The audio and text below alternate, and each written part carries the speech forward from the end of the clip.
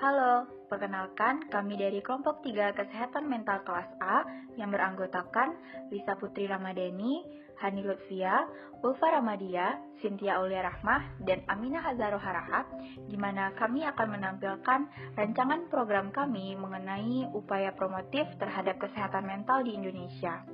Selamat menonton!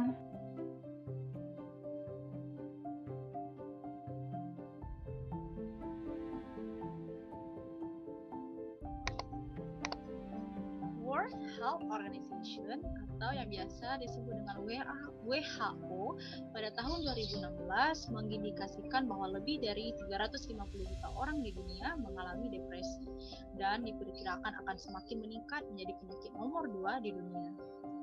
Dan pada tahun 2019 lalu, COVID-19 yang muncul telah memaksa seluruh masyarakat beradaptasi dengan kondisi yang tiba-tiba dan tidak bisa diprediksi ini.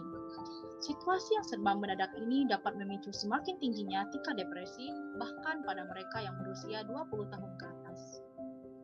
Salah satu pemicu utama timbulnya depresi saat berada di rumah saja ialah dikarenakan orang-orang yang semakin menenggelamkan diri pada media sosial sebagai sumber informasi. Namun kenyataannya, pemanfaatan media sosial ini tidak sepenuhnya berdampak baik. Semakin media sosial digunakan, semakin banyak orang berlomba-lomba dalam menciptakan standar sosial terbaik mereka dengan menunjukkan sisi paling baik dari diri masing-masing. Insecure dapat dirasakan oleh setiap orang.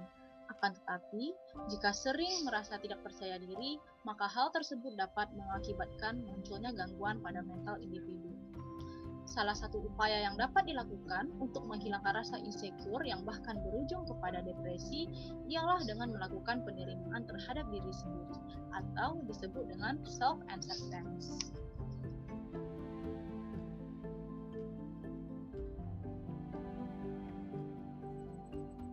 Yang selanjutnya ada tujuan dan manfaat kegiatan ini. Yang pertama, untuk tujuan dari dilaksanakannya kegiatan ini ialah untuk mengetahui apa yang dimaksud dengan perasaan insecure, lalu bagaimana seseorang itu bisa merasakan perasaan insecure, kemudian apa penyebab seorang bisa merasakan perasaan insecure, lalu juga untuk mengetahui apa yang dimaksud dengan self-acceptance dan bagaimana cara meningkatkan self-acceptance itu sendiri. Kemudian yang kedua ada manfaat kegiatan. Manfaat kegiatan ini ada dua, yaitu yang pertama untuk pelaksanaan kegiatan dan kedua untuk masyarakat umum.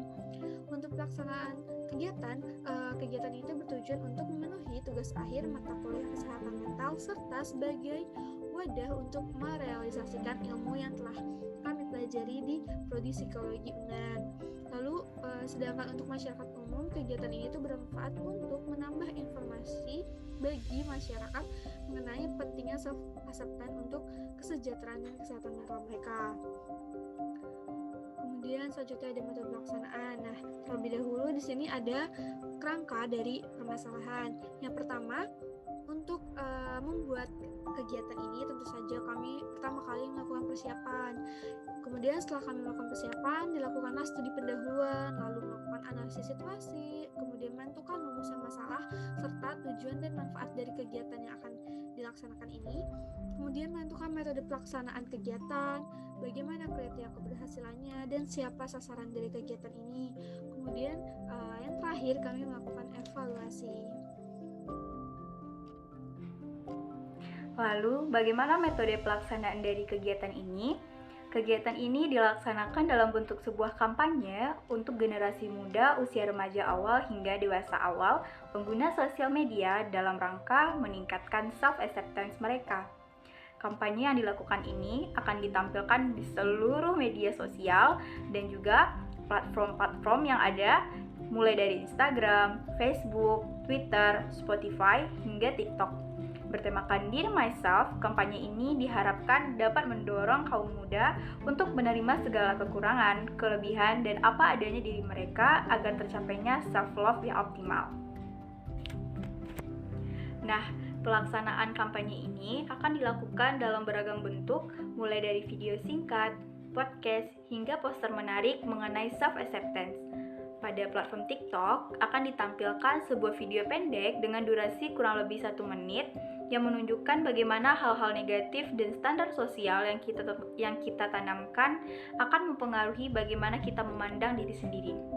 Di akhir video akan memperlihatkan bagaimana kebahagiaan seorang gadis ketika dia belajar menerima apa ada dirinya tanpa berusaha terlihat sempurna di mata orang lain. Video tersebut diharapkan dapat menyampaikan bahwa self-acceptance bukan berarti menyerah begitu saja, namun lebih pada proses penerimaan bahwa ada hal-hal dalam diri kita yang dapat dioptimalkan dan dirubah semaksimal mungkin. Namun, ada juga beberapa hal yang perlu kita terima sebagai bagian dari diri kita. Kemudian, kampanye berupa podcast akan dihadirkan melalui platform Spotify dengan pertimbangan bahwa saat ini sangat banyak remaja yang menggunakan platform tersebut, baik itu untuk mendengarkan musik dan juga mendengarkan beragam podcast lainnya tanpa berbayar. Podcast akan menampilkan perbincangan dua narasumber secara lebih sederhana mengenai dampak negatif ketika seorang tidak menanamkan self-acceptance dalam diri mereka, serta di akhir akan diberikan sedikit tips and trick untuk belajar menumbuhkan self-acceptance itu sendiri. Sedangkan melalui sosial media seperti Instagram, Facebook, dan Twitter, kampanye akan dilakukan melalui sebuah poster menarik berisi ajakan untuk mulai menanamkan self-acceptance. Selain itu, poster akan disertai dengan tabel checklist singkat yang berisikan kegiatan sederhana yang bisa dilakukan sebagai tahapan pada proses self-acceptance. Jadi, para pengguna media sosial yang mengikuti kampanye ini bisa mengisi tabel checklist tersebut untuk menunjukkan sejauh mana mereka sudah melakukan self-acceptance. Pada kampanye ini, peserta akan menyertakan hashtag #DearMyself dan menandai minimal 5 orang temannya untuk ikut bergabung.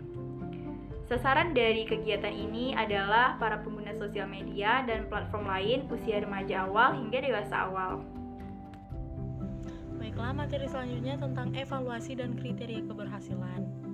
Jadi dalam campaign Dear Myself ini memiliki kriteria keberhasilan, yaitu diikuti dengan minimal 85% dari total target peserta yang telah ditentukan sebelumnya.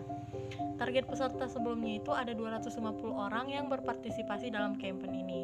Persiapan sebelum hari dilaksanakannya akan melibatkan semua pihak yang bekerja semaksimal mungkin dalam membuat konten mengenai campaign yang akan diluncurkan ini. Diharapkan campaign ini mendapatkan antusiasme yang tinggi dari masyarakat luas, terkhusus pada generasi muda, yang mana peserta yang mengikuti campaign ini juga diharapkan dapat membantu menyebarkan pesan positif dan ajakan untuk belajar menanamkan self-acceptance pada generasi muda. Selanjutnya ada kegiatan program. Yang pertama ada persiapan. Jadi dari campaign Dear Myself ini akan dilaksanakan pada hari Minggu 27 Desember 2020. Persiapan yang pertama kali dilakukan adalah mempersiapkan konten yang akan disebar dan membuat formulir pendaftaran peserta campaign menggunakan Google Form. Kemudian pendaftaran peserta akan dibuka dari tanggal 13 Desember 2020 hingga 25 Desember 2020. Pada formulir pendaftaran, peserta diminta untuk mencantumkan alamat email sehingga panitia dapat mengirimkan link TikTok dan Spotify serta konten poster yang akan mereka posting di Instagram, Facebook, dan juga Twitter. Konten dan link akan dikirimkan pada panitia pada hari Sabtu 26 Desember 2020. Selanjutnya adalah peserta dan tempat kegiatan, di mana peserta yang akan mengikuti kegiatan ini adalah para remaja dan dewasa awal yang menggunakan media sosial seperti Twitter, Facebook, Instagram, TikTok, dan Spotify dengan target 250 orang. Tempat kegiatan yang akan kami gunakan adalah melalui media sosial dan beberapa platform lainnya. Selanjutnya adalah tahapan kegiatan, di mana kami mengadakan 2 hari dalam kegiatan ini. Di hari yang pertama itu pada pukul 18.00 diimbau untuk panitia untuk mengupload konten di TikTok, dan pada pukul 19.00 panitia mengupload podcast ke Spotify, dan pada pukul 19.30 panitia akan mengirimkan poster ke email peserta. Sekian kegiatan dari hari pertama. Dan selanjutnya pada hari yang kedua, pada pukul 12.00 sampai 14.00 diimbau untuk peserta men-share link ke platform yang telah disediakan. Selanjutnya pada pukul 14.00 dan sampai 16.00 diimbau untuk peserta mengupload poster ke Facebook. Sekian dari kelompok kami. Terima kasih.